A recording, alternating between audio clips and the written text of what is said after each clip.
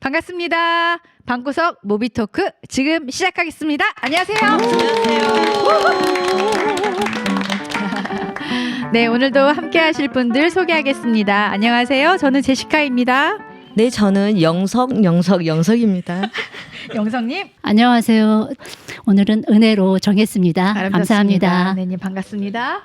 제라드입니다. 제라드님. 네, 간디형입니다. 간디형님. 네, 저는 케이블입니다. 케이블님. 네, 강도입니다. 강도님. 네, 반갑습니다. 감사합니다. 모여주셔서. 네, 우리 벌써 이제 네 번째 시간이지요. 네, 오늘도 이제 영화를 소개해 드릴 텐데요. 오늘 영화는 죽여주는 여자라는 영화입니다. 강도님, 짧게 소개해 주세요. 네, 죽여주는 여자는 이재용 감독이 연출한 영화인데요.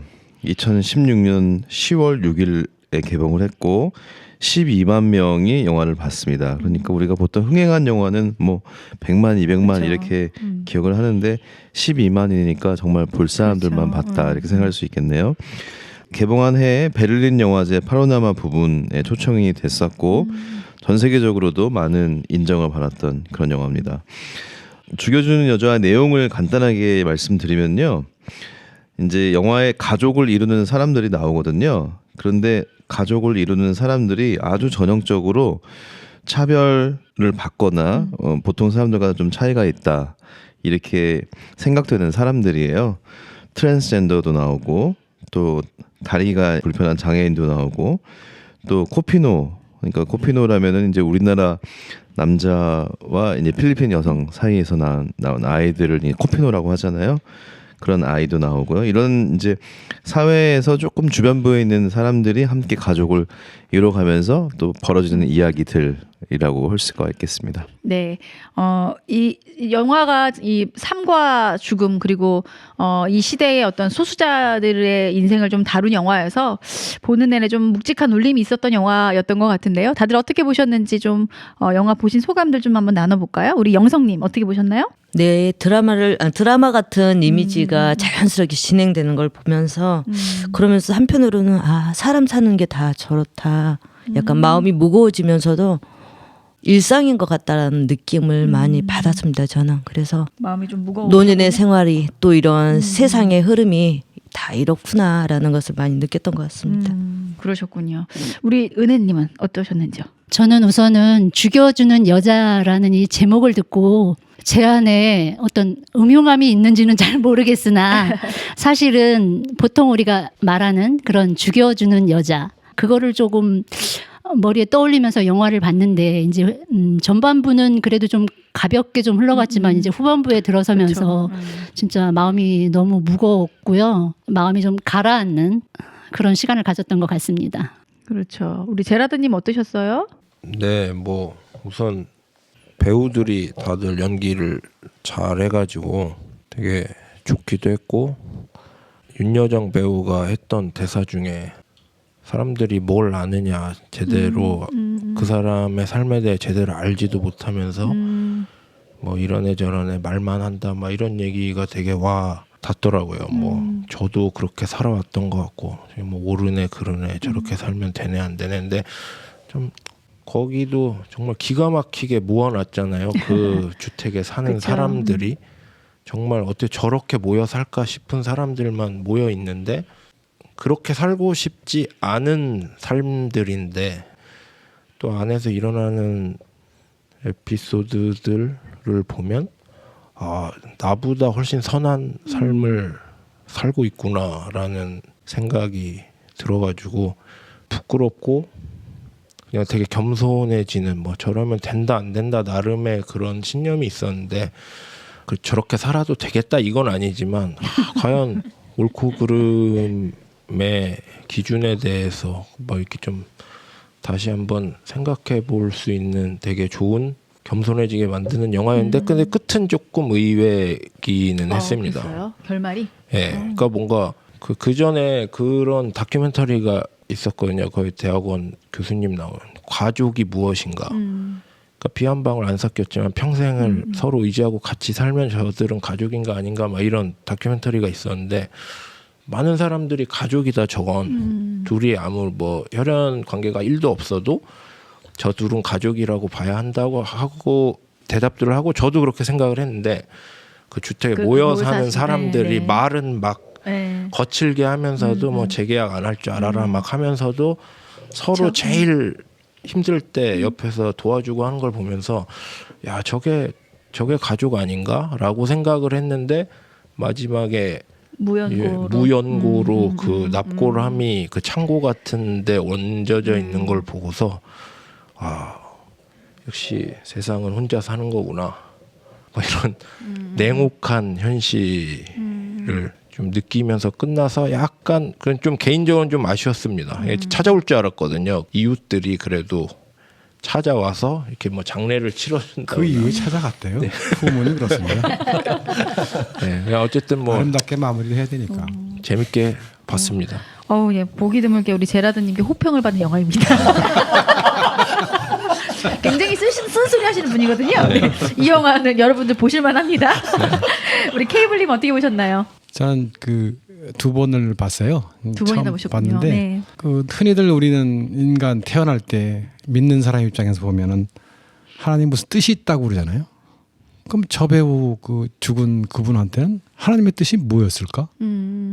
도무지 이해가 안 되는 거죠. 그러니까 배치되는 부분이 많이 성경하고 좀 다르지 않나? 그럼 무슨 뜻이지? 아무것도 모르다가 결국 그냥 간 거잖아요. 두 번째 다시 그 보면서 뭘 느꼈냐면 저도 노인이죠. 슬프더라고. 뭐 누구나 다 가는 길이지만 우리는 가도 갈 곳이 있다고 이렇게 믿기 때문에 별 슬픈 게 없는데 그 자체를 보면 너무 쓸쓸히 가는 게 그러니까 다 포기한 거 아니겠습니까? 자기가 사람을 죽이면 벌을 받는다는 건 분명히 알 텐데 그럼에도 불구하고 다 하고 나서 마지막 그 경찰차에 타고 가면서 하는 말이 그렇잖아요. 봄에 들어갔으면 좋겠다고 안 도망갈 테니 봄에 좀 뜨뜻할 때 좀 들었으면 좋겠다고 또 한마디로 푸념하는 식으로 새끼밥은 다 먹여주지 않습니까라는 게 삶이 얼마나 힘들었으면 저도 사실 힘들게 살아오다 보니까 저는 예수를 믿었으니까 이제 그 늘 우리 아까 오늘 아침 봉 집사가 한 얘기처럼 뒤에 하나님이 계시다는 믿으니까 어림없이 이렇게 다 해왔는데 그 사람 보니까 진짜 낙담하고 뭐 할 게 없잖아요. 기댈 곳이 아무도 없다 보니까 그 마음을 되새겨 보니까 너무 슬프다라는 생각을 했습니다. 그러셨군요. 우리 강도님 영화 어떠셨나요? 저도 되게 재밌게 봤다는 말이 좀 어폐가 있긴 한데요. 가족이라고 아까 제라드님이 네. 말씀하셨고 또 처음에 이제 그 주연 배우 윤여정 배우가 한 말씀 언급을 하셨는데 거기서 참 사람들은 사람의 거죽만 알고 판단한다라는 얘기를 했거든요. 네, 네. 근데 거죽하고 가족하고 진짜 한 끗 차이잖아요. 그러네요. 네, 되게 네. 가족이 어떻게 보면은 되게 피상적으로 알면서 끝날 수도 있겠구나라는 뭐 그런 생각도 잠깐 좀 들었고요. 우리가 진짜 가족을 이룬다는 건 그 거죽 그 겉모습을 뚫고 안으로 깊이 들어간다는 얘기일 텐데 그러기가 참 쉽지가 않다라는 생각이 좀 들었고요. 또 우리 이제 이 영화를 가지고 이야기하는 이유가 지금 차이와 차별에 대한 그렇죠. 이야기잖아요. 네. 근데 사실 차이는 언제나 존재하고 그 차별을 하게 되는 그 사이에는 저는 선입견이 이제 작용하는 거라고 이제 생각을 하는데 우리가 그 선입견을 가지고 보면 영화에서도 이제 윤여정 배우가 양공주였다가 네. 이제 성매매한 여성으로 이렇게 표현이 되는데 그러면서 그 코피노 아이를 데려가는 그 모든 과정들을 보면은 너무 이렇게 연민의 감정으로 따라가게 되잖아요. 그런데 그쵸. 우리가 선입견을 가지고 보면은 말도 안 되는 짓을 유괴죠. 범죄를 네. 한 거거든요. 우리가 일상을 볼 때 참 어떤 마음으로 그 사람들을 좀 봐야 될까 뭐 이런 부분들 좀 많이 생각하게 되더라고요. 맞아요. 그 윤여정 배우가 또 나름 속사정이 있겠지 이제 이런 말을 거기서 대사를 하는 게 있었는데 그 다들 속사정이 있는데 우리는 그 속사정까지 깊이 들어가지 못하고 나름대로 우리의 기준과 우리의 판단을 가지고 사람의 그런 어떤 문제 일어나는 현상들을 이야기하는 것 같습니다. 우리 이렇게 보니까 아까 이렇게 가족으로 이렇게 함께 꾸려져서 사는 그 사람들 보니까 저는 참 처음에 이렇게 마음이 무겁지 않고 참 재밌고 가볍고 유쾌하고 좋더라고요. 어떻게 보면은 사실은 도덕적인 어떤 윤리적인 그 우리가 가지고 있는 선에서는 조금씩 다들 모자라거나 부족하거나 넘치는 어쨌든 그런 사람들인데 모여서 또 티격태격하면서 직원을 날리기도 하고 농담 주고받고 또 필요할 땐 도움을 주고받고 하는 그런 장면이 참 재밌었고 인상 깊었습니다. 우리 케이블님은 영화 보면서 어떤 부분이 제일 이렇게 좀 울림이 좀 있으셨나요? 그 나름대로 그분이 이제 뭐를 생각을 해봤냐면 바카스 할머니도 알고 뭐 고속도로에 또 그런 거 했던 분들도 많이 있었어요 그 당시는. 네. 그러니까 옛날 얘기 같아요 저게. 지금은 뭐 저런 분들이 뭐 살기 어려워서 하는가? 그렇지는 또 않지 않겠나? 잘 모르겠어요. 그게 뭐 그 삶이 아니니까 잘 모르겠지만 저도 살아온 걸 보면 굉장히 어렵게 살아와서 진짜 의지할 곳이 아무도 없었거든. 근데 이제 그 저분은 정말 어땠을까 속 마음 들어가 보면 돈 겨우 그 뭐 허탕 쳤다고 그러잖아요. 그러면 오늘은 뭐 굶는다는 얘기잖아요. 그럼 내 몸 팔아서 오직 할 수가 없으면 저렇게 했을까? 좀 안타까운 생각이 많이 들었고 좀 그런 분들이 주위에 꽤 있었겠구나라는 생각이 좀 들었어요. 좀 늘 내내 보면서 슬펐어요, 사실 굉장히. 그러셨군요. 또 언젠가는 우리도 가야 될 길이고 가야지만 너무 쓸쓸하다. 그래도 우리는 가족도 있고 또 교회 공동체도 있잖아요. 내가 죽으면 나를 위해서 슬퍼지기 울어줄 사람들이 있겠구나 싶은 생각이 드니까 보면서도 난 행복하네라는 생각을 했습니다. 그러셨군요. 울어줄 거죠? 그러니까 저는 그 영화의 감독이 왜 이런 포지션으로 그런 상황으로 이 여자를 몰아갔을까? 네. 이제 아까 우리가 이제 이거 녹음 시작하기 전에 이제 그런 얘기 했잖아요. 왜 남성들은 본인의 죽음을 그 아무것도 여성에게 해결도 못하고. 이렇게 좋은 말하면 위임을 시키거나 네. 왜 이제 떠넘겼을까? 그 부분을 좀 감독이 얘기하고 싶지 않았을까라는 생각이 들고요. 그런데 그 자기의 죽음, 사실 자기의 죽음을 다 숭고한 것이라고 생각할 텐데 그것을 자기가 일종의 가장 착취를 당한 여성이라거나 세상에서 가장 끝에 내몰려 있는 사람에게 자기의 마지막 순간을 그렇게 부탁했을까? 그거는 이제 우리 케이블님이 말씀하신 것처럼 뭔가 정말 쓸쓸한 그런 상황에 맞닥뜨리게 된 어떤 노인들의 실상도 이제 사회적으로 있겠죠. 있겠지만 동시에 그 남성들이 그럴 수밖에 없는 상황들은 뭘까? 뭐 이런 생각들도 하게 되네요. 그냥 일단 소영을 먼저 소영이라는 인물을 좀 이해해 보는 입장에서 소영은 어떤 사람이었을까? 소영을 바라보는 우리의 시선이 우리는 소영을 어떤 사람으로 보는가? 그 질문을 바꿔보면 어떨까요? 아까 제라드님은 뭐 꼭 그 질문은 거 연결했을 수도 있고 했던 말 중에 저렇게 살아도 되겠다는 아닌데 뭐 이런 말씀하셨잖아요. 그러니까 전에 그런 다큐를 본 적이 있어요. VJ가 파지 줍는 할머니의 하루를 이제 쫓아다니면서 촬영을 한 적이 있는데 새벽부터 나오셔가지고 밤까지 40km도 안 나가실 것 같은 체구로 산더미 같은 막 리아카를 막 이렇게 끌어가지고 열몇 시간을 파지를 모으셔서 몇천 원 주시더라고요. 고물상 가가지고 몇천 원을 주시고 VJ한테 야구르트를 하루 종일 나 쫓아다니느라고 고생했는데 아무것도 못 챙겨줘서 미안하다면서 야구르트를 주니까 VJ가 받고 막 울더라고요. 근데 약간 저는 윤여정 배우 그 극 중에서 그걸 보면서 그 할머니가 떠올랐어요. 그러니까는 자기 앞가림도 힘든 것 같은 분이 남 걱정을 하고 막 이런 모습이 약간 오버랩이 됐는데 차라리 영화가 파지 줍는 할머니였으면 고민할 건 없었을 것 같아요. 그냥 짠하고 뭐 슬프고 말았을 텐데 너무 선하고 나는 선뜻 못 그럴 것 같은데 막 다른 사람이 어려움에 처한 걸 보면 그게 뭐 법적으로 문제가 있고 없고를 따지지 않고 그냥 우선 필요한 거를 주려고 하고 막 이런 모습을 보면서 와 나는 범접할 수 없는 정말 이렇게 선함이다라고 느꼈는데 아이러니하게 그분의 직업이 이제 성매매인 거죠. 그러니까 그 지점에서 약간 내적 가치관의 충돌이라고 할까요? 뭔가 이건 하면 안 될 것 같은 일인데 그 일을 하는 분이 너무 저렇게 살 수 있다면 좋겠다 싶을 정도로 그 안에서 선하신 거예요. 그러니까 계속 끊임없이 저는 이제 제가 인지하지 못한 사회도 평가를 하고 있는 거죠. 저 삶은 옳다, 그르다, 좋다, 나쁘다 하고 있었는데 어느 그 충돌점에서 이제 멘붕이 오는 거지. 이거를 어떻게 해야 되지? 그러니까 꼭 내가 판단해야 되는 건 아닌데 그 전에 쉽게 판단을 하다가 부딪혀가지고 약간 정지가 돼서 되게 생각하게 만드는 지점이 있더라고요. 근데 이제 뭐 성매매는 뭐 제가 하면 된다 안 된다는 아니지만 그냥 마음속으로 하면 뭔가 안 될 것 같고 옳지 못하다는 뭐 선입견이라면 선입견 아니면 저의 뭐 가치관, 신념 이런 게 있는데 이제 충돌하는 지점이 있었던 것 같습니다. 그것도 직업으로 인정을 해줘야 되는 거 아닌가?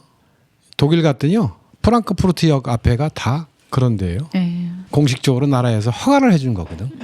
우리 개념에 뭐 윤리적으로 따져서 도저히 안 된다고 생각하는. 사실 그분들은 어떻게 살 방법이 없었을 거 아니에요. 도저히 어떻게 사회를 자기 생활 유지할 수 없었을 때 그 딴 거 많은데 아까 말하면 뭐 휴지를 줬든지 뭐 가서 밥 설거지를 하든지 할 거 많은데 왜 그 짓을 하고 있어라고 하면 사실 할 말은 없지만 그런 얘기는 아니겠죠. 뭐 꼭 허가하라고 뭐 해주고 아니지만 그 한교회 최고의 노인이시자 장로라는 직책을 가지신 분이 성매매라는 부분에 대해서 이걸 합법화해야 되는 거 아니냐 이런 말은 참 듣기 어려울 것 같은데죠. 어렵죠. 네. 이게 그럼 합법화가 만약에 된다고 하면 그러면 문제가 없는 거겠죠? 아니 그래도 이제 좀 그나마 소외된 아까 차별되고 한 거에 대한 자기 나름대로는 어떻게 살아나갈 방법은 좀 찾지 않을까? 아니 그러니까 진짜 뭐 할 게 없어요. 뭐 도저히 뭐 내가 적응할 특히 요즘 같은 더 그럴 것 같아요. 없는데 그럼 어떻게 살아요?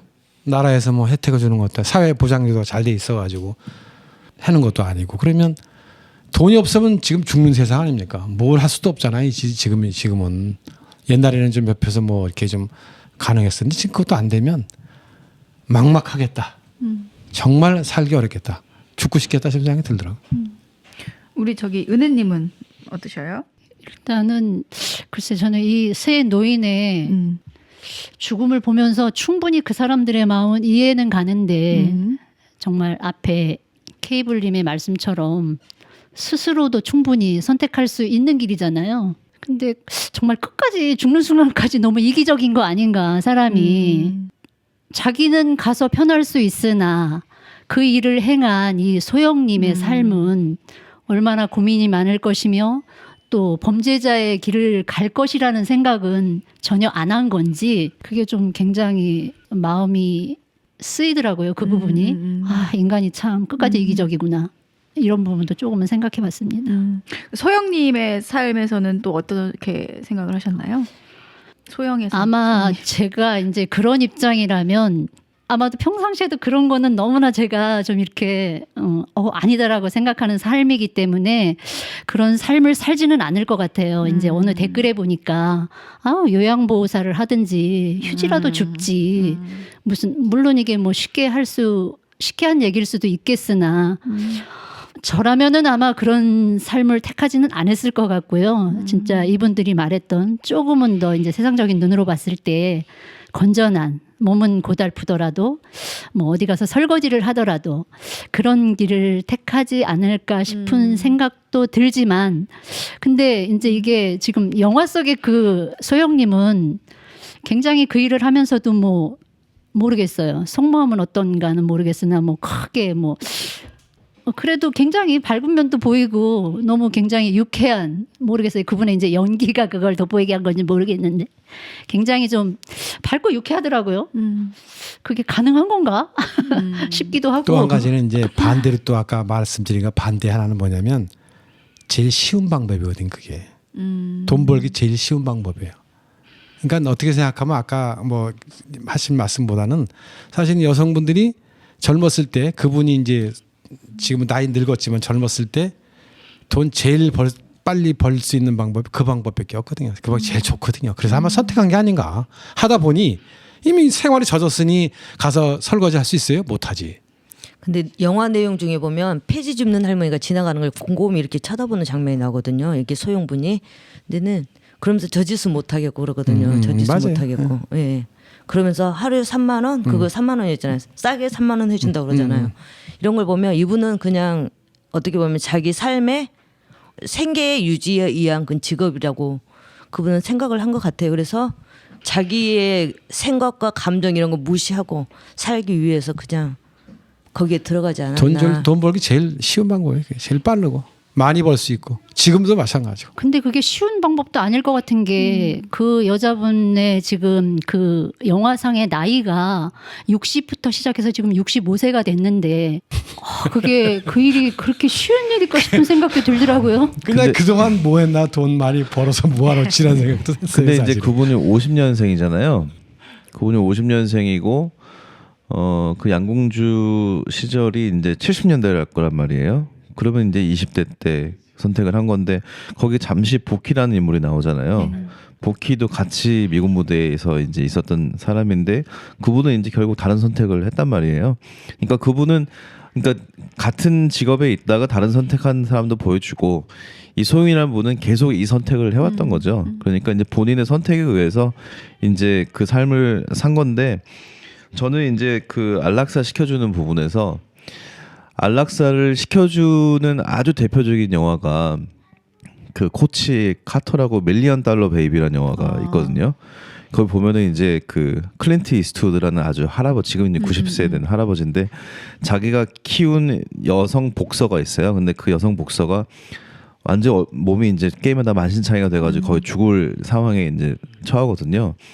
그래서 그 어떤 인간의 숭고함 그 어떤 그 모습을 지켜주기 위해서 안락사를 시켜줘요. 그러니까 범죄를 저지른 거죠.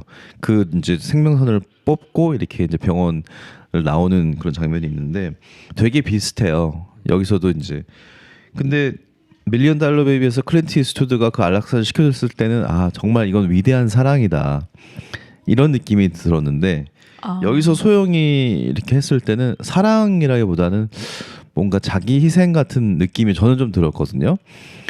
그래서 왜 그런 느낌이 들을까라는 생각을 해봤을 때 그냥 모르겠어요. 제가 어떤 윤리적인 편견을 가지고 계속 봐서 그런지는 모르겠는데 소영이 지금까지 본인이 했던 선택들과 삶의 모습 속에서 일종의 자기가 본인도 이제 마지막 순간을 맞이할 때가 곧 오고 있으니까 그런 어떤 희생의 자리에서 뭔가 선택을 해야 되는 것인가라는 그런 고민을 했을까? 뭐 이런 생각도 잠시는 좀 들었습니다.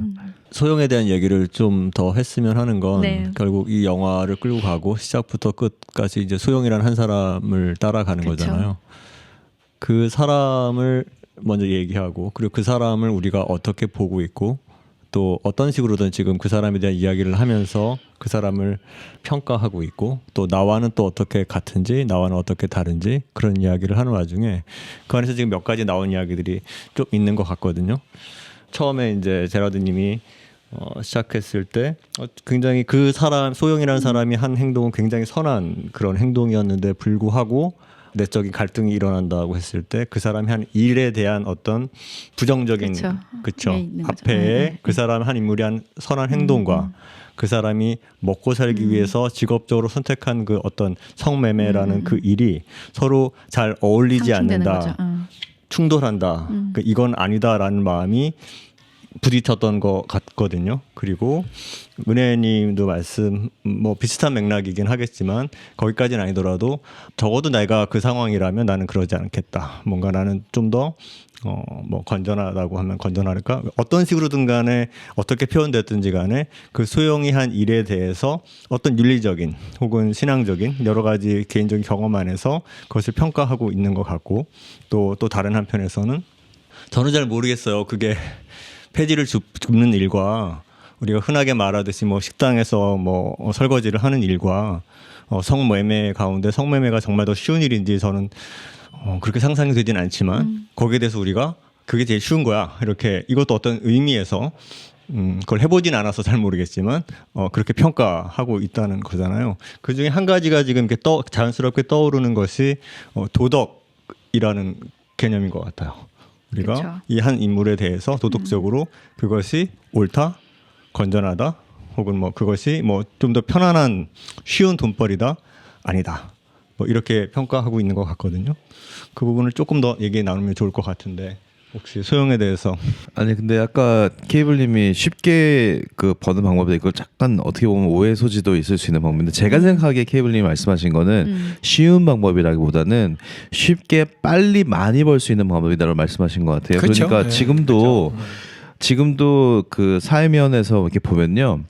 우리나라에 들어와 있는 해외 여성들이 있잖아요. 해외 여성들이 이제 성매매를 통해서 그 돈을 빨리 많이 버는 경우들이 있는데 그 여성들이 대부분 그 많이 버는 그 돈을 다 본국에 돈을 보내거든요. 가족들을 위해서. 그러니까 자신들은 그 상황 성매매 환경이라는 게 막 좋은 환경이 아니잖아요. 아니죠. 거의 뭐 노예처럼 이렇게 그 작은 어두운 공간에서 이렇게 있는데 거의 대부분의 돈은 다 본국에 있는 가족들은 되게 잘 산다고 그러더라고요. 한국에서 그 많은 돈을 보내주기 때문에. 그러니까 그러니까 저는 이제 소영이 처음에는 어떤 구조적인 편견에서 싸웠기 때문에 이럴 수밖에 없었을까. 잘 왜 그랬을까 하다가 마지막에 이제 실향민이라는 게 마지막에 나오던가요? 한 중간에 나오던가요? 중간에 이제 내려왔다는 게 중간에 나오죠. 북한에서 마지막에 나오던가요? 마지막에 이제 같은 그 업종에. 장어 먹으러 갔을 그 부분 어디서 나는 얼핏 네네, 본것 거기서도 같은데 나오고 저기가 북한 땅이냐 뭐 이러면서 그 전에 어디서 이제 북한에서 내려온 것처럼 얘기를 하잖아요. 제가 그 지점이 정확히 어디 있는지 기억이 안 나는데 여하튼간에 이 사람도 어떤 지독한 편견으로부터 끊임없이 싸워왔는데 그걸 뚫는 게 쉽지는 않은 사람이었겠구나라는 그런 생각도 한 레이어로는 느껴지는 부분이 있었습니다. 행위 자체는 굉장히 어렵죠. 네. 돈 벌기가 쉽다는 건 돈이 많이 들어온다는 거지. 그렇죠. 그게 얼마나 어려운 일이겠어요. 그쵸. 그 뭐 그러니까 이게 얘기가 도움이 될지 모르겠지만 하여튼 제가 그 용산에 있을 때도 거기에서 같이 아는 친구 부인이 인력 수출했어요. 인력 수출. 보통 일본 나갈 때는 공연하는 걸로 해서 내보내요. 가서는 그 짓 하는 거야. 그러니까 돈 많이 벌죠. 그때 우리나라 10,000원이면 그건 만행 아닙니까? 10배 이상 차이 나니까. 그러니까 지금 말씀하신 것처럼 강동이 말씀하신 것처럼 쉽게 벌 수 있는 방법이지 일 자체가 쉽다는 뜻은 아니에요. 뭐 제가 해보진 않아서 모르겠지만 일단 쉽다는.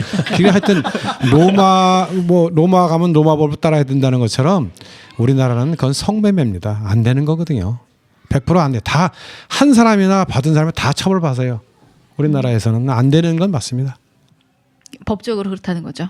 아니 최근에 어젠가 뉴스에서 나왔거든요. 파주에 지금 그 건물을 철거해라.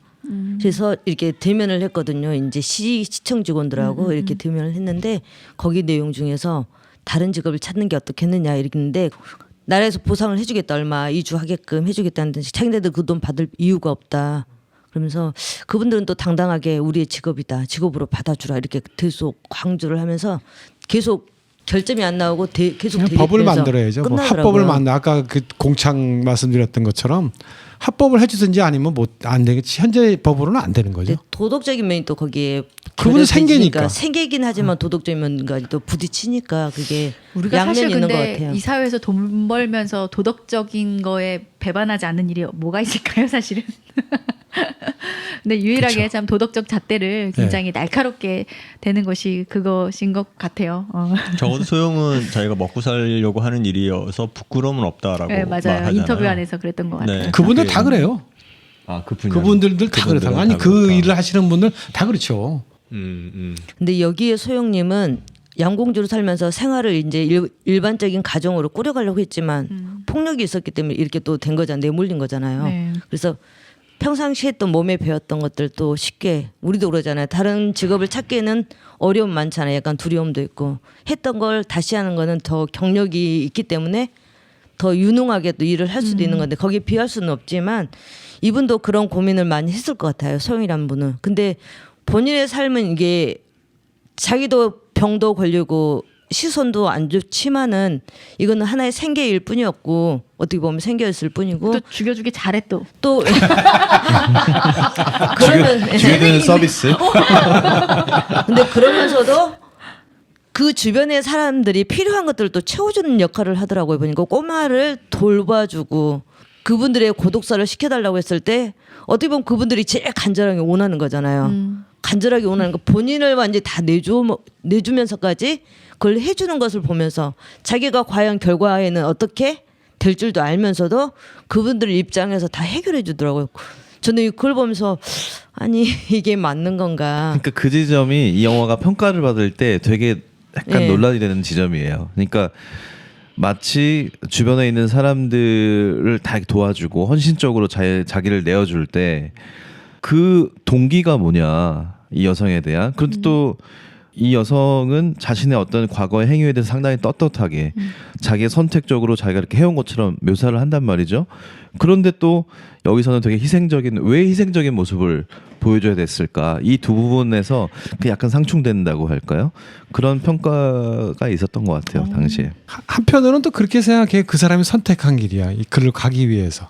근데 노인의 문제가 앞으로 갈수록 이게 많을 것 같아요. 연령이 이제 계속 높아지니까 죽지 못하고 병원에 있으면 그쵸. 10년도 더 살 수가 있으니까 이런 걸 보면은 어떻게 보면 고마운 분인 것 같아요. 제가 봤을 때는 소영분이란 분이 아니 고마운 분, 고마운 분. 죽여줘서 고마운 예, 분 아니면 예, 그 그런 것 서비스를 같아. 계속해서 우리가 좋은데. 신앙인으로 봤을 때도 바카스 할머니가 좋다는 거야? 아니면 죽여줘서 좋다는 거야? 아니 죽음을 당하신 죽음. 분들이 고마운 분인 것 같아요. 그분들한테 봤을 때는. 근데 우리 신앙인들은 목숨을 스스로 끊었을 때는 천국에 못 간다는 의미가 되게 강하잖아요. 강하죠. 네. 그래서 함부로 못 하잖아요. 생명을 해하는 일은 함부로 못 하는데 만약에 내가 죽고 싶은데 못 하는데 옆에서 이렇게 한다면 조력사를 그것도 해주고. 하나님이 봤을 때 그 그 얼마나 이기적이야. 옆에서는 하나님이 봤을 때 살인죄고.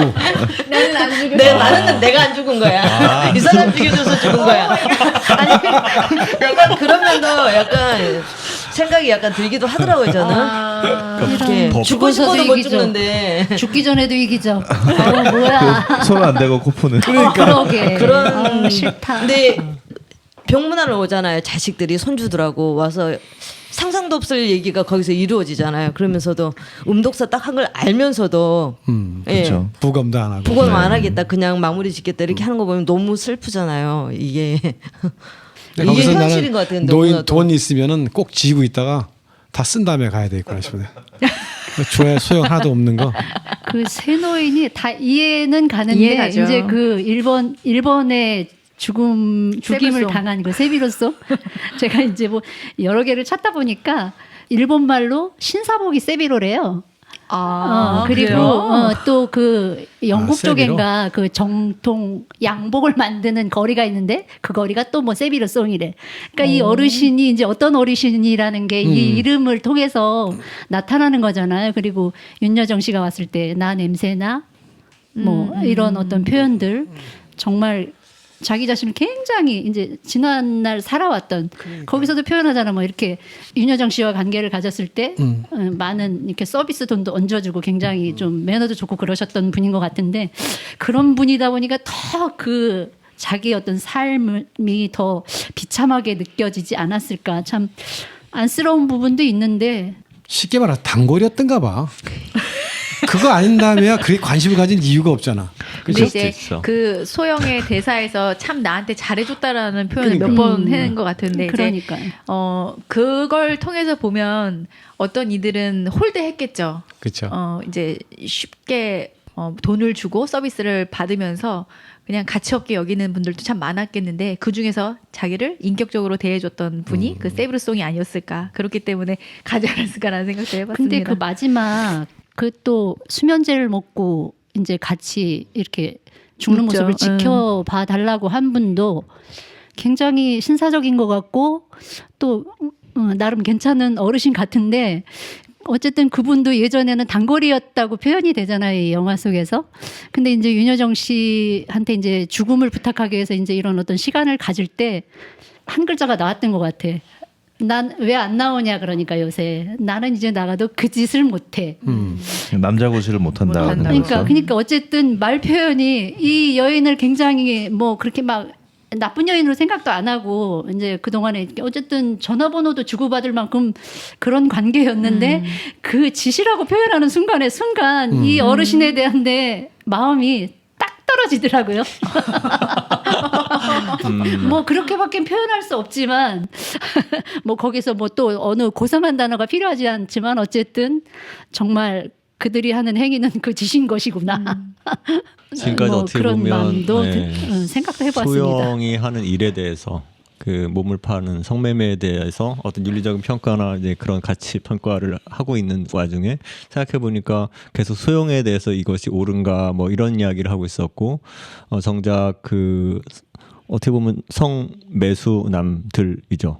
그 남성들에 대한 얘기는 안 나온 것 같아요. 여기서 지금 아직까지 이제 겨우 짓에 대해서 이렇게 말씀하신 거죠. 뭐 송세비로가 그 양반이 얼마나 이렇게 뭐 나이스했고 그 전에 후하게 돈도 더 줬고 한데 성을 파는 사람 한 사람에 대한 어떤 평가는 우리 안에서 지금 자연스럽게 이렇게 있고 거기에 대해서 다 그렇게 이야기를 돌고 있는 것 같은 생각이 드는데 남성에 대한 얘기는 지금 사실 나오지 않은 것도 조금 생각해 볼 수 있을 것 같고요.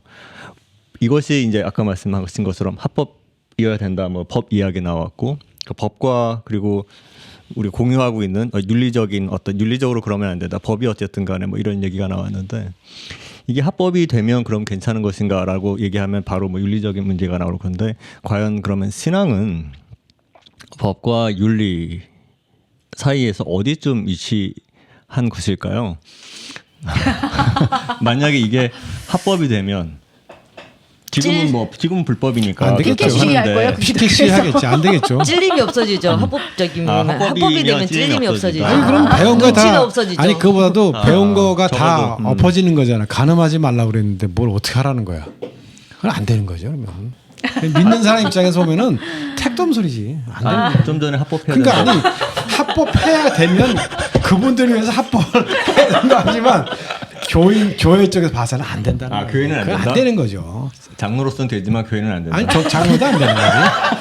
안 돼요? 안 되죠. 하나님의 그럼 창조물인데 안 되는 거지. 수많은 편견. 많은 사람이 듣고 있는데 그럼 된다고 얘기하겠어요? 안 되는 거지. 거기까지 싫어요. 합법도 안 된다. 싸워야겠네요. 만약 이걸 갖고 합법한다 그러면 교회로서 장로로서. 그러니까 뭐 우리나라 교회가 들어왔을 때 술 먹지 마라, 담배 피지 마라 이런 게 지금도 그렇잖아요. 술 먹지 마라, 술 먹고 담배 피면 교회는 이상하게 저는 보는 것처럼 시선처럼.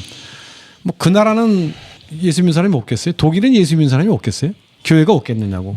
그렇죠. 그럼에도 불구하고 있다고. 그럼 어떻게 받아야 할지는 잘 모르겠지만 그럼에도 불구하고 거기 있는 합법화가 돼 있거든요. 공식적으로. 그러니까 그게 아마 빈부격차가 커서 그런지 결혼을 못 하시는 분들도 많은가 봐. 그러니까는 가서 그런 데 가서 풀 수 있도록 다 이렇게 그것도 물론이고 또 거기까지 뭐 너무 나가질 생각은 없지만 성노동자의 입장이 아니라 성봉사자라는 개념도 있어서 장애인에 대한 성봉사라는 개념도 있죠. 네. 일본에도 있고 독일에도 독일에도 있고 있고. 하다고 알고 있거든요. 뭐 들어보셨는지 알겠지만 이제 장애인들의 성까지 나오면 이제 얘기만 꺼내도 벌써 이렇게 거부 반응을 나타내는 그런 사람들이 아마 대부분일 것 같아서 오늘 거기까지는 나오지 않겠지만 이제 성에 대한 그 관념이 그렇게나 다를 수 있다라는 거죠. 그리고 지금의 현실은 거기까지는 우리는 아예 말도 못 꺼내지만 장애인들은 그냥 혼자 어떻게든 뭐 해결할 수 없어도 해결을 해야 되는 거고 그냥 무시된 거죠. 그들의 욕구 욕망을 뭐 거기까지 뭐 버스도 못 타는 마당에 지하철도 제대로 못 타는데 거기까지 아무도 관심 갖지 않잖아요. 근데 그렇다고 했을 때 과연 그러면 신앙은 교회는 겨우 법을 따라가거나 윤리에도 미치지 못하는데 그래도 마지막 무슨 윤리의 마지막 보루인 것처럼 그래도 우리는 안 된다. 그냥 이러고만 있는 것이라면 그런 시선으로 소영을 보면 어떻게 봐도 달갑게 어떻게 봐도 좋게 평가할 수 없지 않을까요? 그게 그 사람이 한 영화 속의 한 인물이지만 그 사람이 우리 주변에 있는 사람들이라고 한다면 꼭 소영뿐만 아니라 소영과 함께한 사람들 말이에요. 그렇죠. 아까 도덕적 처음에 그 제시카님이 말씀하시기를 그 집에 사는 사람들 어딘가 좀 뭐 도덕적으로 뭐 이렇게 네. 부족해 보이고 남자인지 여자인지 트랜스젠더도 있고 뭐 그런데 그 사람들의 도덕성을 만약에 말씀하신다면 이 영화 안에서 등장하는 첫 시작부터 산부인과 의사, 송세비로 그 맞아요. 양반의 아들, 며느리, 자식들 누가 더 윤리적이고 도덕적인 사람일지라는 생각이 맞아요. 들고요. 또 하나 든 생각은 뭐냐면 교회라고 봤을 때 거기 나오는 등장인물 한 사람 한 사람을 생각해 보면 그 집에 소영과 같이 사는 집에 사는 사람들은 적어도 교회에서 발견한 우리가 같이 이렇게 밥 먹고 이야기하는 사람들 가운데 그런 사람은 아마도 없을 것 같아요. 오히려 산부인과 의사, 송세비로의 아들, 며느리 그런 사람들이 교회에서 우리가 흔하게 만날 수 만나고 있죠. 혹은 대접받고 인정받는 사람들의 모임이 교회 아닌가요? 맞습니다. 그러네요.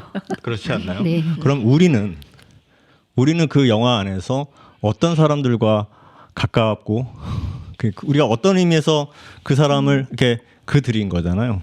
그들이라는 건 그들끼리 살잖아요. 그들. 근데 그들이라는 말은 우리와는 다른 그들인 거죠. 어떻게 해도 우리는 적어도 어떤 상황에서도 무슨 일이 닥쳐도 그런 짓을 하지 않죠. 그렇죠. 그런 짓을 하지 않을 사람들이잖아 우리는. 근데 그들. 그래서 저는 이렇게 보면서 저는 신앙이 어디에 있는지 그게 참 고민이에요. 우리가 겨우 신앙이라는 것이 법과 윤리를 지키느라고 그 뒤편에서 이렇게 끝까지 이렇게 마지막 보루처럼 수호하고 있는 것인지 라고 했을 때 처음에 제라딘이 말씀하신 것처럼 이 안에서 가장 신앙적인 모습을 가지고 있는 사람은 소영일 것만 같고 그래도 티나도 그렇던데. 그렇죠. 우리 목사님께서 말씀하시기를 심판은 하나님께서 하신대. 나는 성을 바꿨지만 천국에 갈 수 있어. 교회도 다니고 믿음도 있더라고요. 그렇죠. 이 영화에서 오늘 아침에 한 4번째, 5번째 한번 다시 보면서 봤는데 또 새로운 게 보이는데 천국 지옥 얘기를 그렇게 많이 해요. 예. 굉장히 맞아요. 많이 했던 해요. 것 같아요. 네. 천국에 갈 저는 수 그리고 있는, 어쨌든 지옥에 갈 수 간에 이들 모여 사는 사람들이 뭐 성을 바꾼 사람, 장애인, 어쨌든 잠깐의 적이지만 엄마 없이 고아잖아요. 걔는 어쨌든 잠깐 엄마를 찾기 전까지는.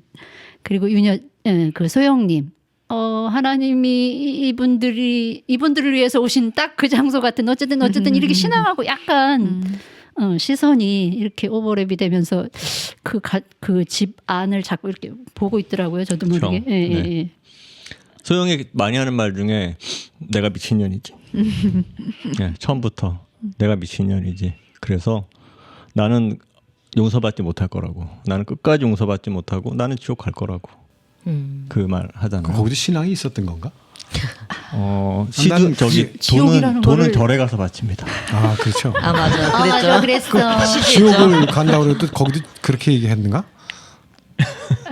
그렇게 말하죠. 그럼 그 사람은 처음에 말씀드렸던 것처럼 하나님이 뭐 인간을 창조할 때 무슨 뜻이 있어서 창조를 하셨을까? 그 사람 소영이는 왜 이 세상에 보냈을까? 그게 굉장히 궁금해서 사실은. 그 질문은 저는 송세비로 아들한테도 하고 싶고 며느리한테도 하고 싶고 그 손자 손녀한테도 똑같이 해당되는 질문 아닐까요? 하나님이 처음부터 몸을 파는 여인으로 창조하시진 실수했나, 않으셨고 그러면? 본인이 이제 어떤 자기가 결정해 나간 삶이잖아요. 그것도. 그렇죠. 왜 그랬을까요, 소영은? 왜? 한 가지 더 든 생각이 생각해 보면 그 남자들은 그냥 성매수남들이고 단굴들이에요. 그 사람들이 아무리 젠틀해 보이고 뭐 어쨌든 간에 그 사람들은 그렇죠. 파고다 공원에 와서 성을 사고 그 남자들이 너무너무 외롭다고 너무너무 힘들다고 자식들도 나를 이렇게 대하고 난 너무 외롭고 아내는 벌써 죽었고 가족도 다 죽었고 그러잖아요. 근데 소영은 내내 외로웠잖아요.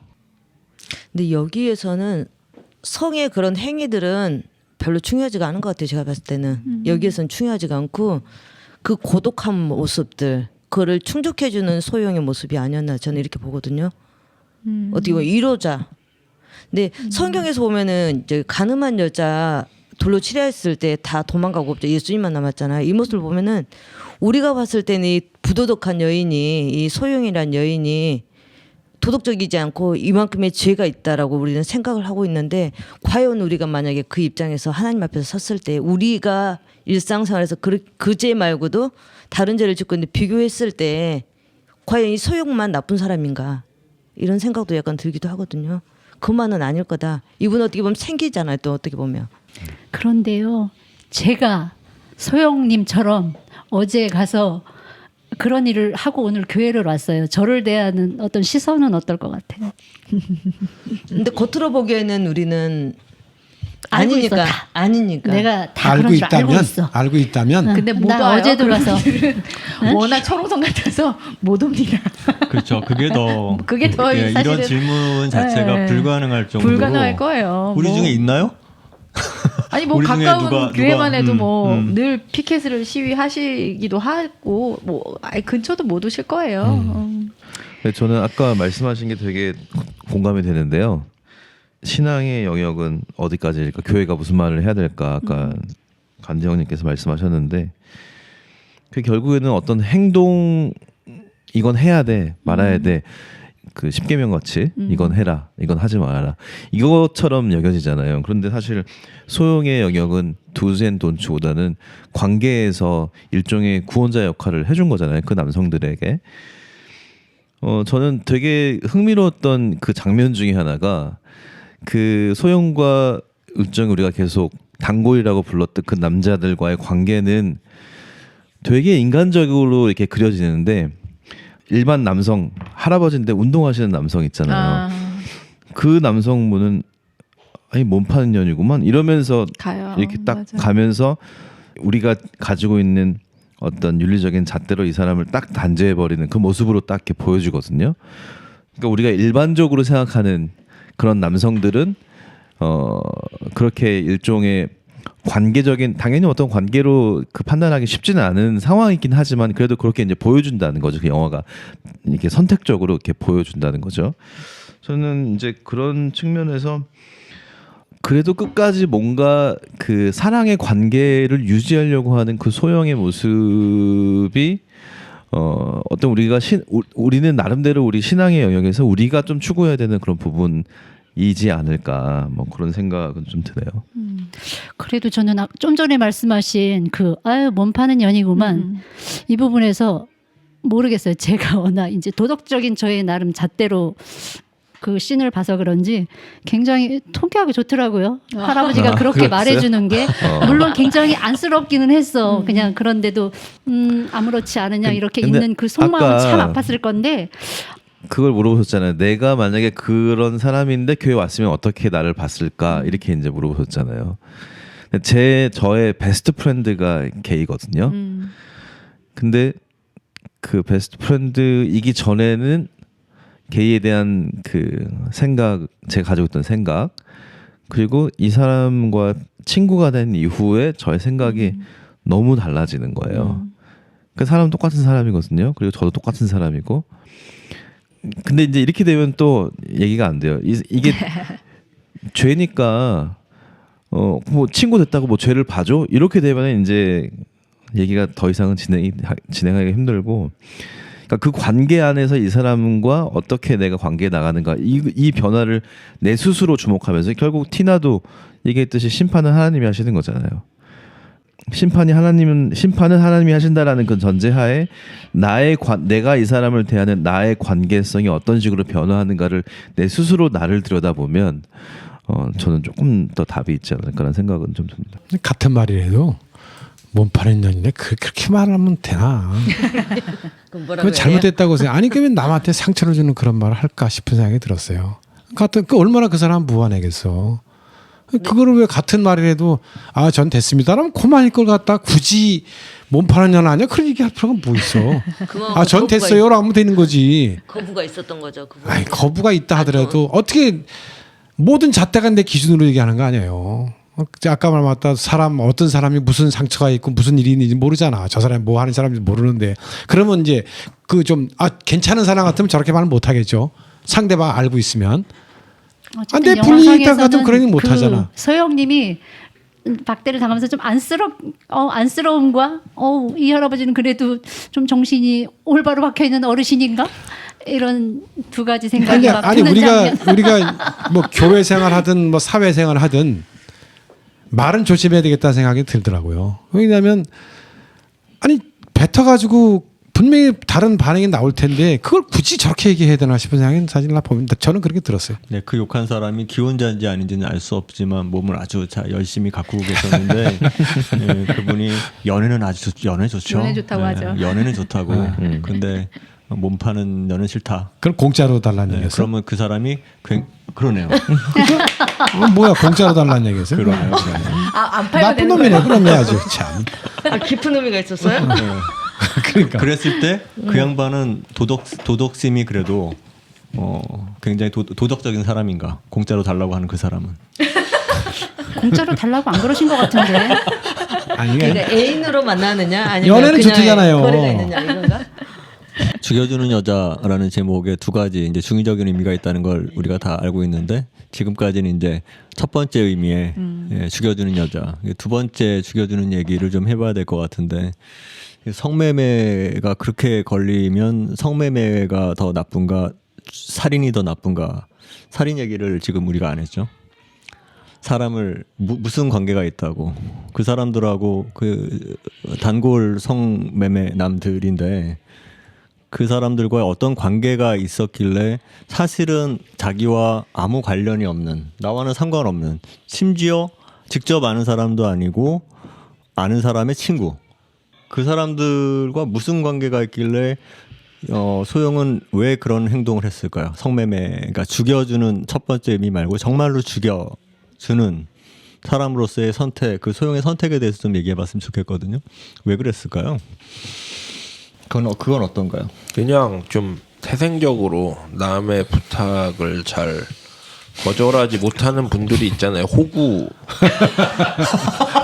호구라고 하기도 하는데 정말 큰일 날 뻔했습니다. 저도 뭐를 거절을 잘 못하는 스타일인데 어제 목욕 갔다 오고 오늘 또 가자 그러면 안 한 척하고 또 가는 스타일이거든요. 네, 일 날 뻔했습니다. 그래서 약간 그게 호구예요? 약간 그런 성향도 있고 뭐 기본적으로 그러니까 선하니까 또 그런 게 더 있겠죠. 근데 그렇기도 하고 그러니까 뭐 아까 말씀하신 것처럼 강도님 말씀처럼 희생 그분이 부탁하니까 그분이 외롭다고 하니까 근데 그 마지막에 그 수면제인가요? 많이 드시고 누워서 가신 그 사람이 이 영화의 악역이거든요. 진짜 나쁜 놈 아닙니까? 그 사람은. 예. 아니 직접적으로 세 명 다 그러네. 오늘 생각을 못했네요. 그리고 자기 죽을 때 이게 예뻐지라 그러고 진짜 그놈 때문에 감옥 간 거죠. 빌런이에요. 그 사람이. 그 사람만 아니었어도 그냥 오손도손 그 같은 이웃들하고 오래오래 그래도 살 수도 있었는데 세상 착한 척하던 그 할아버지 때문에 아니 지가 밀어줘도 되잖아요. 산에서. 그러니까 이게 저는 처음에는 이게 요즘 세상에 저게 돼? CCTV가 도처에 있는데 분명 꼬리가 잡힐 텐데 저렇게 죽여주고 아무 일도 없는 것처럼 그냥 살 수가 있어 했는데 너무 허술한 거 아니야 영화가? 그랬는데 그냥 역시나 그냥 잡혀버렸잖아요. 그리고 보면서 뭐 잡힐 줄 알고도 그냥 받아들인 거죠. 그 분의 부탁을. 근데 어쨌든 그 남자는 뭐 논쟁의 여지도 없이 그 할아버지는 그냥 나쁜 놈이고 그렇잖아요. 안 그런 척하면서 세상 이기적이고 진짜 남한테 패기치는 인간이고. 근데 윤여정 할머니는 그러면 이용당한 건가요? 그게 이제 그거는 이제 저기 젊으신 분 입장에서 본 거고 저는 그 사람 선택인 거죠. 다른 방법이 없는 거야. 그 아까 말씀한 것처럼 죽이면은 다 나타나잖아요. 아무 변명 안 하죠. 그럼 자기가 죽인 거 아니잖아. 해명도 안 하잖아. 그러니까 내가 선택한 거야. 난 오로지 갈 길이 이것밖에 없고 스스로 자기 목숨 그렇게 선택한 것 같아. 나이 먹으면 더 갈 방법이 없어요. 그러니까 윤여정 배우가 자기가 선택한 거라고 생각해 나는. 잃을 게 솔직히 말해서 뭐 크게 잃을 게 없는 마음을 들여다봐야 된다고 생각해. 마음을. 재산이 많은 것도 아니고 뭐 가족이 있는 것도 아니고 어떻게 보면 잃을 게 없는 그 캐릭터인데 전 그걸 알고 이용해 먹은 것 같은 거죠. 그러니까 노인 그 세 명의 남자의 선택도 그렇지만 소영의 선택은 소영이 그 일을 얼마나 끔찍해하면서 네. 얼마나 힘들어하면서 살기가 힘들었을 것 같아요. 그 앞으로 삶 자체가 유지하는 게 굉장히 힘들어서 생각해 보다가 이렇게 해서 그러니까 그러잖아요. 들어갈 때 따뜻한 봄날에 데리고 도망갈 테니까 해달라고 하지. 새끼 밥은 다 먹여주지 않겠나. 완전히 그 어떤 코너에 몰려서 더 어떻게 할 방법이 없지 않았었겠나. 노인네로서 진짜 보살펴줄 가족이 있는 것도 아무것도 없으니 내가 선택할 방법이 없어. 그러니까 지금 젊은 분 입장에서는 다 이용한 걸로 보는데 저는 자기가 선택한 거라는 생각이 드는 거죠. 윤여정 배우가 스스로 선택했다고요? 아니 스스로 선택한 건 아니 맞죠? 돌파. 그러니까 앞으로 살 일에 대해서 더 할 수 있는 얼마나 힘들고 지쳤겠어요. 불쌍한 생각이 들더라고 나는. 그죠. 그 삶이 네. 얼마나 이제 낙도 없고 네. 앞으로 미래에 대한 기대도 없고 그러던 차에 이분들이 자기 아니면 뭔가 들어줄 수 없을 것 같은 부탁을 하니까 그냥 아유 뭐 내가 뭐 이렇게 뭐 10년 20년 더 산들 뭐 약간 이런 심리가 아니었을까 하면서 그냥 나 아니면 누가 이걸 해줄 수 있겠냐 하면서 좋은 마음으로 한 것 같기는 한데 저는 좀 소영이라는 그 인물이 그 삶의 숭고함을 좀 아는 사람이 아니었을까라는 생각을 좀 해봤어요. 생명이라는 거, 삶이 얼마나 숭고한 일인지를 좀 알았기 때문에, 그러니까 죽음이 숭고하지 않다는 건 아닙니다. 죽음도 숭고하지만 그거를 아는 사람이었기 때문에 일평생 살면서 그러니까 삶의 어떤 살아있음을 느끼고자 하는 남성들을 잘해드린다고 하잖아요. 잘해드리게끔 그 사람이 얼마나 살아있는 존재로서 기쁨을 느낄 수 있게끔 도와주는 역할도 하고, 또 죽음으로 이렇게 가는 걸 조력할 때도 삶이 너무 숭고하기 때문에 지금 살아있는 건 살아있는 것 같지 않은 느낌을 그들이 스스로가 받고 빨리 내가 이렇게 사느니 죽는 게 낫지 않을까라고 말을 하니 그 삶에 대한 어떤 숭고함을 아시는 분위기에 그렇게 조력하지 않았을까라는 저는 그냥 그런 생각을 좀 영화 보면서 했거든요. 그렇죠. 저렇게 너무 고통스러워하는 것보다 빨리 가시는 게 나았을 것 같다. 그리고 가서 정말 거기서 좀 편해지셨을까? 정말 거기서 좋으셔야 될 텐데.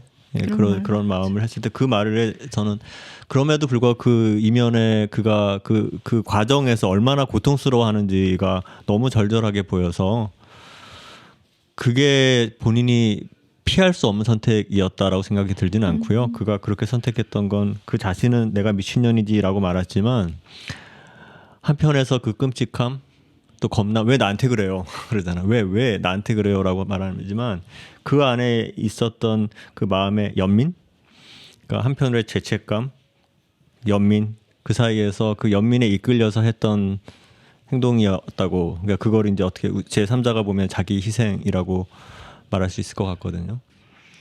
저는 마지막에 이제 무연고라고 하고 영화 끝나잖아요. 저는 그 부분에서 그냥 어떻게 느껴졌냐면 제가 그걸 다시 돌려봤거든요.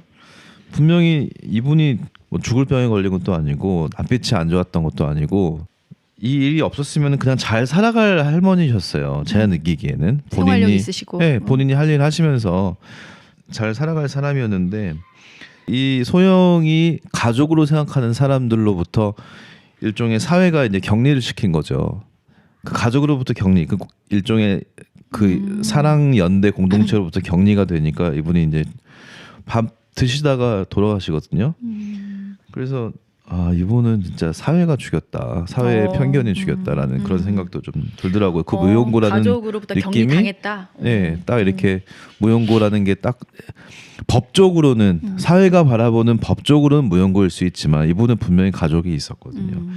서로 평가하지 않는 그런 관계의 가족들이, 그러니까 속을 이렇게 보여줄 수 있는 그런 가족들이 있었고, 또 그 남자분들도 뭐 우리가 이런저런 얘기했지만 사실 치매나 고독이나 어떤 병에 걸렸을 때 사실 다양한 평가들이 그 남자들한테 오는데 그런 평가하지 않고 속을 터놓고 이야기할 수 있는 관계의 사람들이 분명히 있었고, 나름대로 그 안에서 말씀하신 것처럼 고통도 있었지만 살아가고 있었단 말이죠.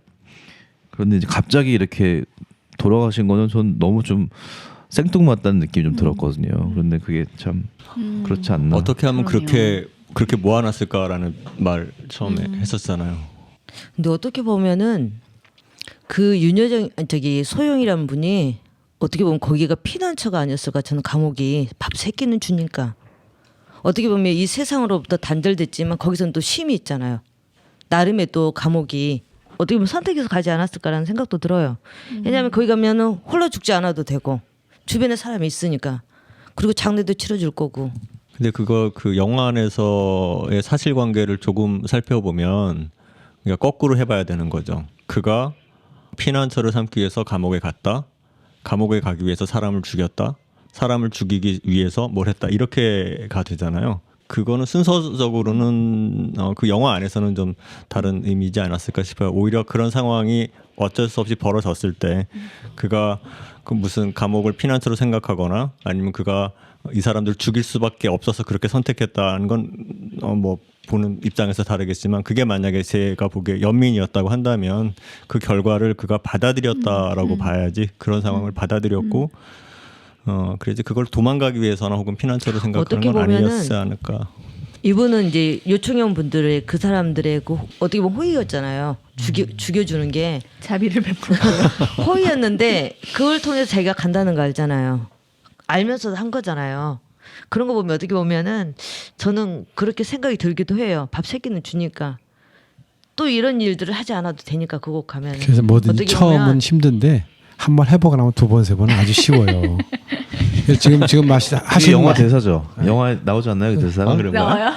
아니 그냥 일반적으로 아니, 어디서 처음은 나오지? 어려워. 근데 도덕질 2번, 3번 하면 아주 쉽거든. 좀 쉽게 영화가 안 마지막으로 끝날 좀- 뻔했네. 그러니까 이제 지금 하신 말씀도 사실 공감이 가는 게 그분 뻔하잖아요. 이거 뭐 이슈되고 자기 근데 변명도 한마디 안 하고 가잖아. 그러니까 네 도망갈 수 있는 완전히 코너에 몰려서 진짜 살기 어렵다. 쉼님 말씀하셨는데 이 어떻게 목사님들도 쉼을 좀 줘야 된다고 생각해. 의뢰인이 계속 나타났으면 계속 했을 수도 있어요. 거기 들어가지 않았으면. 그러니까. 이분은 입장에서는 계속 죽여주는 그게 일을 할 뻔했다니까. 결단 이렇게 끊어주는 하나의 그런 매개체가 아니었을까 감옥에 저는. 저는 이제 이렇게 영화 보면서 사실 우리는 일상생활에서 많은 돈을 벌기 위해서 대기업 가기를 그렇게 고대하고 열심히 공부하고 안정적인 어떤 공기업에 들어가기 위해서 우리는 더 많은 재화를 벌기 위해서 정말 노력을 그죠. 하죠.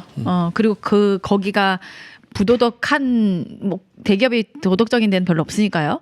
그럼에도 불구하고 많은 재화를 벌기 위해서 그렇게 가는데 소영도 많은 돈을 받기 위해서 어떻게 보면 아까 얘기하신 것처럼 많은 돈을 벌기 위해서 그 직업을 선택했는데 누구는 되게 칭송받을 만한 현수막이 걸릴 만한 일이고 좀 같은 상황에서 나도 조금 더 돈을 더 받기 위해서 어떤 선택한 직업은 낙인 찍힐 만한 직업이고 손가락질 받을 만한 직업이고 이게 어떻게 해서 이렇게 나뉘게 됐을까 이런 생각을 저는 좀 해보았어요. 누구나 다 잘 살고 싶고 많이 벌고 싶고 좀 안정적이고 싶은 욕구는 같은데 거기에서 선택이 우리가 그냥 보여졌을 때 도덕적이거나 도덕적이지 않은 기준이 어떻게 여기서 이렇게 발동이 될까 이런 생각을 하게 됐고요. 그래서 저도 그런 직업 여성을 조금 다시 생각하게 되는 그런 영화였던 것 같아요. 저는. 모르겠어요. 이 지금 이제 영화를 봤기 때문에 이 소영님의 살아온 인생을 그분의 인생을 우리가 알잖아요. 뭐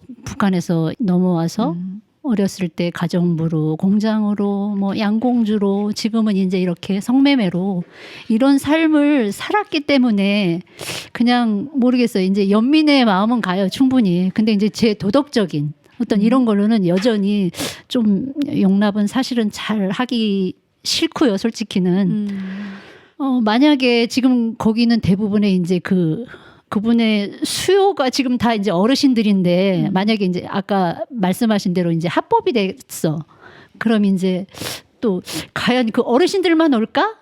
그럼 또 이제 뭐 다른 가정이 있는 남자들이 왔다. 그러면은 가정을 파괴하는 일도 될 또 것이고 넘어가요? 또 다양한 다른 거 넘어가요? 그러면 다양한 생각이 나이 드네요. 많은 50 넘은 총각들은 어떻게 살아요?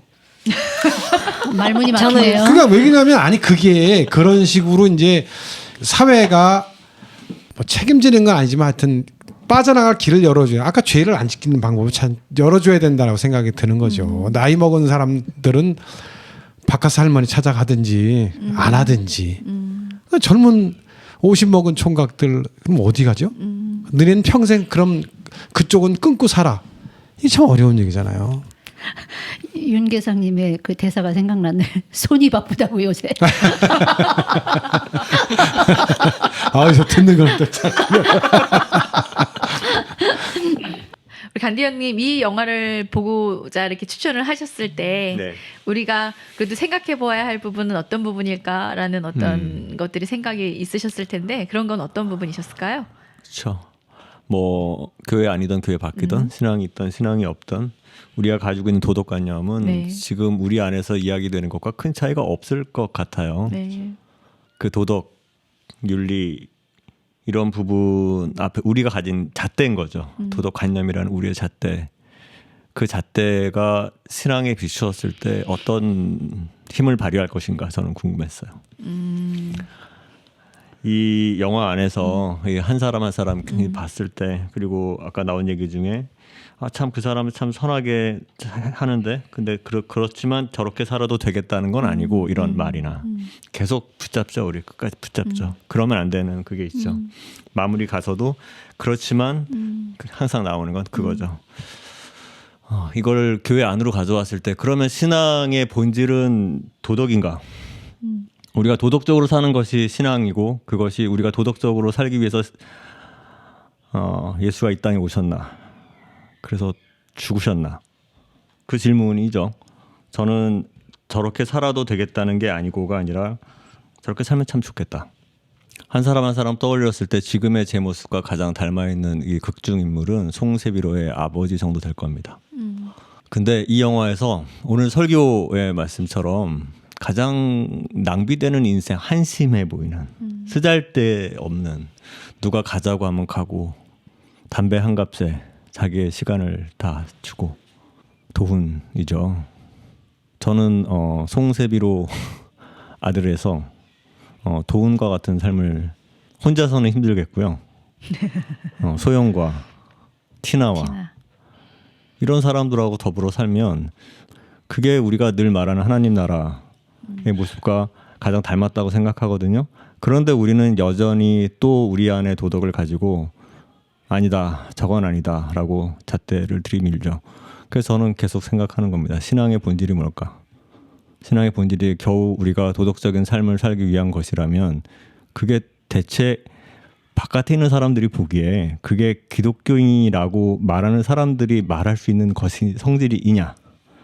그런 질문들을 계속 하게 되는 거죠. 저는 아까 제시카님이 대기업도 이윤을 남기기 위해 윤리적인 곳이 별로 없는데 성매매를 해서 빠르게 뭐 돈을 많이 버는 게 과연 유난히 나쁜 일인가? 뭐 개인적으로 느끼기에는 뭐 예를 들어서 어떤 시험, 그게 뭐 공무원 시험이 됐든 자격 시험이 됐든 누구나 커트라인을 넘기기 위해서 노력을 하잖아요. 그렇죠. 그게 대기업이라면 몰래 가서 시험지를 훔친다던가 뭐 이렇게 커닝 페이퍼를 만들어 가서 같은 마음이죠. 합격하고 싶은. 근데 뭔가 성매매는 그런 느낌이 있는 거예요. 성매매는 커닝페이퍼 느낌이에요? 네, 약간 그 이태원 클라스였나요? 달리기에서 내가 못 이기겠으니까 옆에 지보다 빨리 달리는 애를 쳐가지고 걔를 잡아뜨리고 우승을 하는 느낌? 그러니까 달리기 연습을 하는 게 아니라 나보다 빠른 놈을 제거하면 내가 1등이니까 가능하면 지켜야 하는 선에서 벗어났다는 느낌을 모르겠습니다. 그게 저도 세뇌를 당한 것인지 어려서부터 그건 옳지 못해라는 거를 주입을 받아서 저건 아닌데라는 생각을 버리질 못하는 건지 모르겠는데 솔직히 뭐 그것마저 감독의 의도인지는 모르겠는데 과연 그거 아니라고 먹고 살 방법이 없었을까라는 생각이 드는 게 사실이거든요. 근데 아까 다른 영화 얘기하시면서 네. 그 내용이 그 내용이잖아요. 자기 손자를 살리고 싶은데 다른 돈이 다 그것 말고 방법이 없었죠. 네. 그러니까 그것 말고 방법이 없나? 그게 우리가 항상 많이 하는 얘기지만 그 상황에 그 사람은 그것 말고 방법이 없었던 거잖아요. 그랬을 때는 그거는 나는 이해할 수 있다 얘기했잖아요. 그러니까 일이나 팜에서 주인공은 어쩔 수 없는 선택이었다고 그 사람은? 느껴졌는데 이 죽여주는 여자에서 이분의 이 직업 활동은 본인의 자유의지로 한 선택으로 느껴졌거든요. 우리가 늘 말하는 그때 네. 상황에 따라서 아니 뭐 거짓말 보고 말하지 말라고. 그러니까 그 영화에서 윤여정이란 분의 그 어떤 과거와 뭐 삶 그 속 모습과 막 이런 거를 보여주는데 보고 나니까 더 왜 꼭 저 일을 하지? 그러니까 뭐 어디 몸이 막 엄청 불편하다거나 아니면 뭐 어떤 병이 있다거나 이런 것도 아닌 것 같은데 그냥 뭐 이해가 되는 건 그냥 그 과거 해왔던 일 그러니까 이제 와서 다른 일을 하고 이런 거에 대한 뭐 당연히 진입 장벽이라든지 다시 적응해야 하고 나이도 있고 뭐 여러 가지 어려운 점이 있었겠지만 그래도 본인의 선택으로 그 일을 하는 것 같은데 글쎄요 이게 사실 간디 형님도 저렇게 살 수 있다면 참 좋겠다. 뭐 저도 제가 그게 가족이라고 생각한 것처럼 거의 진짜 저게 하나님 나라 같다고 저도 저런 환경에서 저런 사람들과 함께 살 수 있다면 참 좋겠다라고 생각은 했지만 이게 사실 또 요 케이블님처럼 뭐 다 좋다. 교회 오면 나는 안 하지만 그런 사람이 오면 안아줘야지. 이것도 참 쉽지가 않아요, 사실.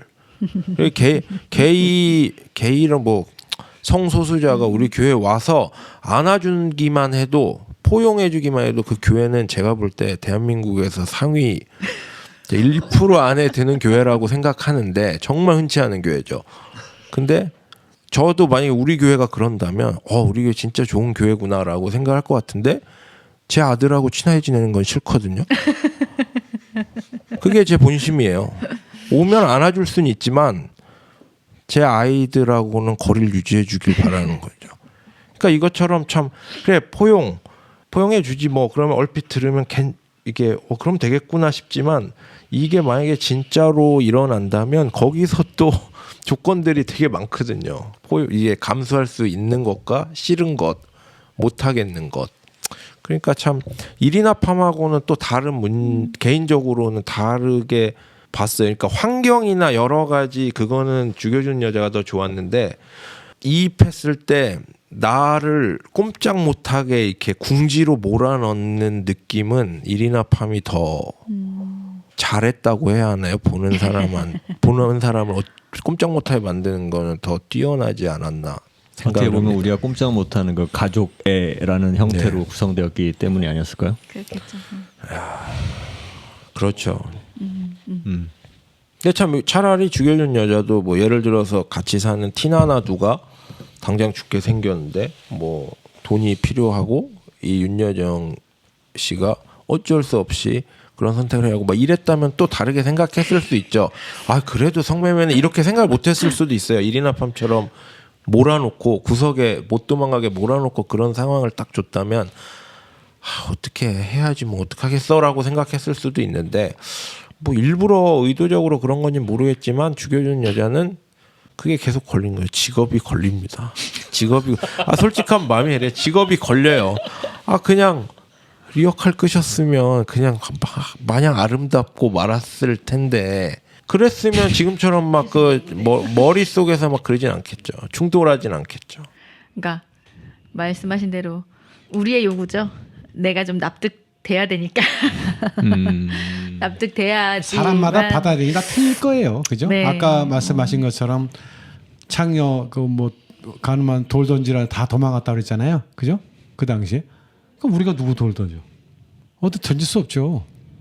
용납해야 된다고 생각이 드는데 그게 또 몰라 나이 차이도 있나? 뭐 그런 생각이 들어요. 어느 사람 가라고 할 수 없잖아요. 근데 또 아까 말씀하신 것처럼 노숙자면 나도 싫어. 근데 그게 이제 그 양면성이 있는 것 같아요. 좀 막상 닥치면 생각한 거랑은 또 근데 우리가 달라가지고. 얘기했던 건 맞는데 나도 오는 거 별로 좋아하지 않아. 하는 행동이 싫으니까. 그러면 이게 이것도 아니고 저것도 아니고 잘 모르겠어. 결론은 모르겠다.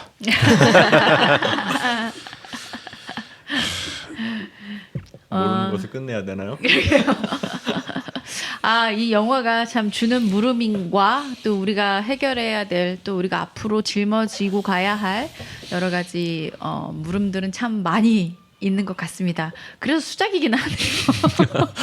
뭐 12만밖에 안 받다고는 하지만 네, 그러게요. 우리 교회는 어떠한 교회가 되었으면 좋겠는지도 좀 생각해 보게 되고요. 또, 어떻게 앞으로 우리가 어떤 시선으로 또 사람들을 또 관계를 하고 있을지도 많이 생각을 해 봅니다. 네. 그래, 우리도 이제 마지막 그 티나의 이야기처럼 판단은 하나님께서 하실 테니 이번 한 주간 판단보다는 포용과 또 안아주는 그런 일주일을 사시면서 지내보시면 어떨까요? 네, 좋은 봄날에 만나서 이야기 함께 나누어서 즐거웠습니다. 오늘 수고 많으셨습니다. 감사합니다. 수고하셨습니다.